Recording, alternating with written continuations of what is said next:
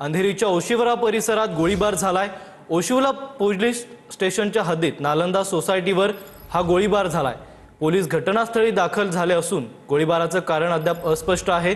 इमारतीमध्ये असलेल्या सीसीटीव्हीच्या आधारे आरोपीचा शोध सुरू आहे।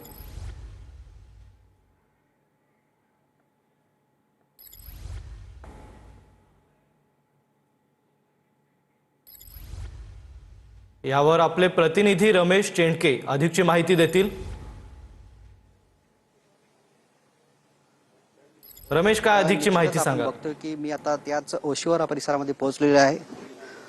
निश्चितच मी आता त्याच ओशिवरा परिसरामध्ये पोहोचलेलो आहे। या ठिकाणी जे आहेत ते घटनास्थळी मी पोहोचलो आहे। घटनास्थळाकडून जे इथं नागरिक होते त्यांच्याकडून सांगण्यात येते की या ठिकाणी दुपारच्या सुमारास हा सगळा 12 ते 1च्या दरम्यान हा सगळं घडल्याचा प्रकार घडतो। एक समोर एक पत्र्याची बांधकाम चालू आहे, त्याला कंपाऊंड वॉल पत्र्याचं आणि त्याच दिशेने जे आहे ते इकडल्या समोरच्या बिल्डिंग वरती कुठेतरी हे सगळ्या गोळ्याची फायरिंग झाल्याची माहिती मिळते। या ठिकाणी जे आहे ते आता ओशिवरा पोलीस स्टेशनचे वरिष्ठ अधिकारी असतील, त्याचबरोबर सगळा पोलिसांचा फौजपाटा जे आहे ते घटनास्थळी दाखल झालेला आहे। आपण बघतोय की मोठ्या प्रमाणात या ठिकाणी पोलिसांचा फौजपाटा दाखल झालेला आहे।